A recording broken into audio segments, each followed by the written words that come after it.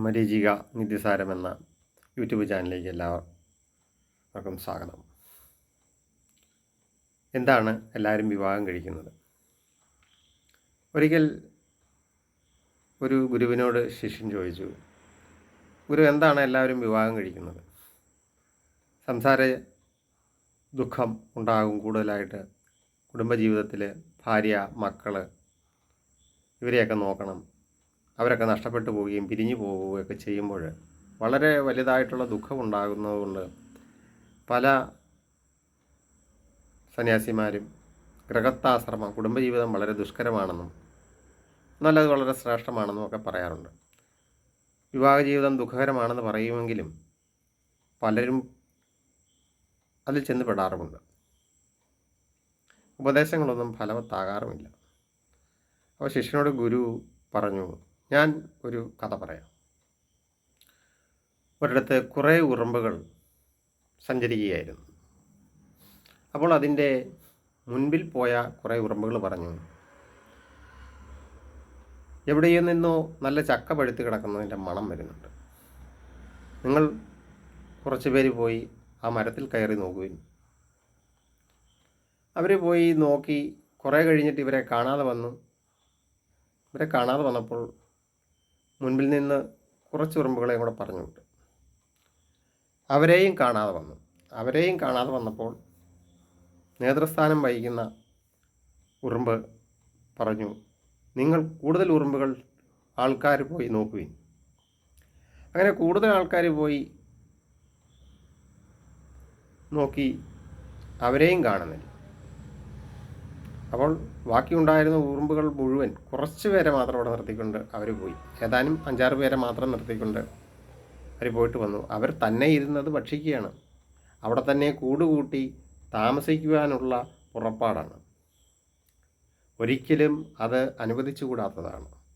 അവരെ പിടിച്ചു കെട്ടി നമ്മുടെ റാണിയുടെ അടുത്ത് എത്തിക്കുന്നതാണ് എന്ന് കോപിഷ്ഠരായിട്ട് ഇവരവിടെ നിന്ന് പോവുകയാണ്. പോയ ഇവരെ ആരെയും വളരെയേറെ സമയം കഴിഞ്ഞിട്ടും തിരിച്ചെത്താതെ വന്നപ്പോൾ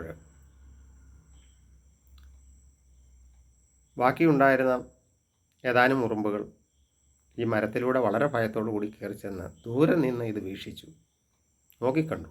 എന്താണ് ഇവിടെ സംഭവിക്കുന്നത്? തങ്ങളുടെ കൂടെ വന്നവർക്ക് മരണം സംഭവിച്ചോ എന്ന് അറിയത്തില്ല. പക്ഷേ അവർ കണ്ട കാഴ്ച അതിഭയങ്കരമായിരുന്നു. തങ്ങളുടെ കൂടെ ഉണ്ടായിരുന്നവരെല്ലാവരും ഈ ചക്കയുടെ പശയിൽ പിടിച്ച് ചവിട്ടി അവിടെ നിന്ന് വിട്ടുപോരുവാൻ സാധിക്കാതെ അവിടെ അകപ്പെട്ടിരിക്കുന്നു. ഒരു കാലുകൊണ്ട് എടുക്കുമ്പോൾ ബാക്കി കാലുകൾ അവിടെ തറഞ്ഞു പോകുന്നു. ഈ ദയനീയമായ കാഴ്ച കണ്ടുകൊണ്ട് ബാക്കിയുള്ളവർ പിൻവലിഞ്ഞു. എന്നാൽ ഇത് ഉറുമ്പുകളുടെ കഥയാണെങ്കിലും മനുഷ്യനെയാണ് അവിടെ സങ്കല്പിക്കുന്നത്. ഭാര്യയും മക്കളും അതിനുശേഷം കുട്ടികളുണ്ടായി അവരെ വളർത്തുവാൻ ഉണ്ടാകുന്ന ബുദ്ധിമുട്ടുകളും മനസ്സിൻ്റെ ഭയവും ആശങ്കകളൊക്കെ ഇതിനകത്തുണ്ട്. അപ്രകാരം വളരെ ബുദ്ധിമുട്ടോടുകൂടി നമ്മൾ വളർത്തി വലുതാക്കി അവരെ വിവാഹം കഴിച്ച് വിട്ട് കഴിയുമ്പോൾ അവർക്ക് വീണ്ടും ഉണ്ടാകുന്ന ദുഃഖങ്ങൾ നമ്മളെ ഏറ്റവും കൂടുതൽ അലോസരപ്പെടുത്തും. മരണം വരെ കുട്ടികളെ ഓർത്താണ് നമ്മൾ ദുഃഖിക്കാറ്. അതാണല്ലോ കുട്ടികളെ ഏറ്റവും കൂടുതൽ സ്നേഹിക്കുന്ന അച്ഛനും അമ്മമാരും ആയതുകൊണ്ടാണ്. പട്ടിയുടെ കുട്ടിയെ എടുക്കാൻ ചെന്നാൽ പട്ടി കടിക്കും, കോഴിയുടെ കുഞ്ഞിനെ എടുക്കാൻ ചെന്നാൽ കോഴി കൊത്തും. എല്ലാ ജീവികളും അങ്ങനെ തന്നെയാണ്. അവരുടെ ജീവൻ കളഞ്ഞ് അവരവരുടെ സന്താനങ്ങളെ സംരക്ഷിക്കും.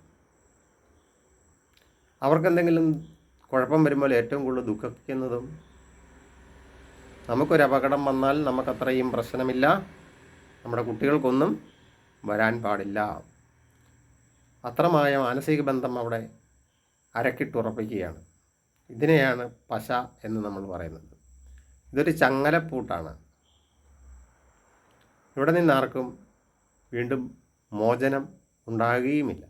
വളരെ അപൂർവം പുറത്തേക്ക് പുറപ്പെട്ടു പോയ പിന്തിരിഞ്ഞ ഉറുമ്പുകൾ സന്യാസം സ്വീകരിച്ചവരെ പോലെയോ ആത്മീയമായ ചിന്തകളോട് ജീവിച്ചവരായിട്ടോ നമുക്ക് വേണമെങ്കിൽ ഉപമിക്കാം. ഒരു വശത്ത് സമൂഹം അവരെ പൊട്ടന്മാരെന്ന് വിധവന്മാരെന്നോ വിളിച്ചേക്കാം. തന്നെത്താൻ അനുഭവിക്കുന്ന ജാള്യതയെ മറച്ചു വെച്ചുകൊണ്ട് അവരെ അപ്രകാരം വിളിക്കുന്നവരും ഉണ്ട്. ഇതിൽ നിന്ന് നമുക്ക് തരുന്ന പാഠം ത്യാഗം ചെയ്യാനുള്ള മനസ്ഥിതി ആണ് എല്ലായ്പ്പോഴും ജീവിതത്തിന് വേണ്ടത്. തപസ് ചെയ്യുന്നവനെ വരം കിട്ടാറുള്ളൂ. ഒരു പുരുഷന് അവൻ ജോലി ചെയ്യുക, ഭക്ഷണം ഉണ്ടാക്കുക, അല്ലെങ്കിൽ ധനം സമ്പാദിച്ച് വീട്ടിലെത്തിക്കുക എന്നുള്ള ഒറ്റ കർത്തവ്യം മാത്രമേ അവൻ്റെ മുന്നിലുള്ളൂ.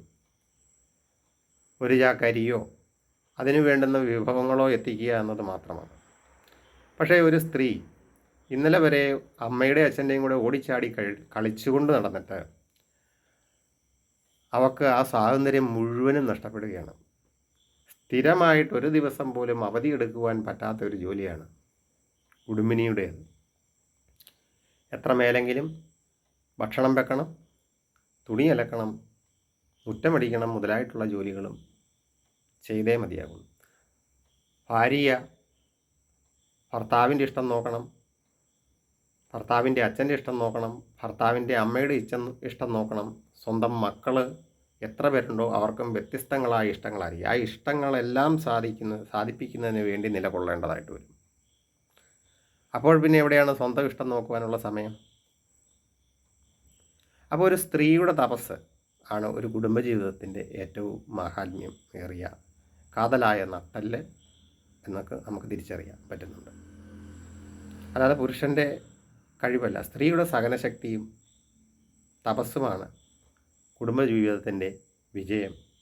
അതുകൊണ്ടാണല്ലോ മഹാലക്ഷ്മിയാണെന്നും ഒക്കെ ഓരോ ഇടത്തും പുകഴ്ത്തുന്നത്. പാട്ടുകളിലും സംഗീതങ്ങളിലും കവിതകളിലും ഒക്കെ ഇവരെ പുരാണങ്ങളിലും ഒക്കെ സ്ത്രീക്ക് ഭയങ്കരമായ വിശേഷണം കൊടുക്കുന്നതിന് തന്നെ കാരണം അത് പുരുഷന്മാർക്ക് പലർക്കും അറിഞ്ഞുകൂടാ. കാരണം പ്രസവിക്കാത്ത കൊണ്ട് പ്രസവവേദന അറിയത്തില്ലോ. പ്രസവിച്ചിട്ടുള്ള സ്ത്രീക്ക് മാത്രമേ പ്രസവ വേദന അറിയത്തുള്ളൂ എന്നതുപോലെ ആ ഒരു തിയറി, ആ ഒരു വ്യവസ്ഥ ഒരിക്കലും പുരുഷന് കൈയേക്കേണ്ടതായിട്ട് വരാത്തത് കൊണ്ട് അതിനെക്കുറിച്ച് മറ്റുള്ളവർക്ക് അറിയാൻ സാധിക്കുന്നതുമല്ല. ഇതിനെക്കുറിച്ച് നിങ്ങൾ ചിന്തിക്കൂ, സ്വയമേ ചോദിക്കൂ, സ്വയമേ വിലയിരുത്തുകയും ചെയ്യുക. ഇത്തരം ലളിതമായ അറിവുകൾക്ക് വേണ്ടി നിങ്ങൾ ചാനൽ സബ്സ്ക്രൈബ് ചെയ്യുകയും ബെല്ലൈക്കൺ പുതിയ അറിവുകൾ ലഭിക്കുന്നതിനായി ബെല്ലൈക്കൺ കൂടി അമർത്തുകയും ചെയ്യുക. ലൈക്ക് അടിക്കാനും നിങ്ങൾക്ക് തോന്നുന്ന എന്ത് വിധത്തിലുള്ളതായാലും നിങ്ങളുടെ അഭിപ്രായമാകുന്ന കമൻറ്റ് ബോക്സിൽ രേഖപ്പെടുത്തണമെന്നും കൂടെ അറിയിച്ചുകൊള്ളുന്നു.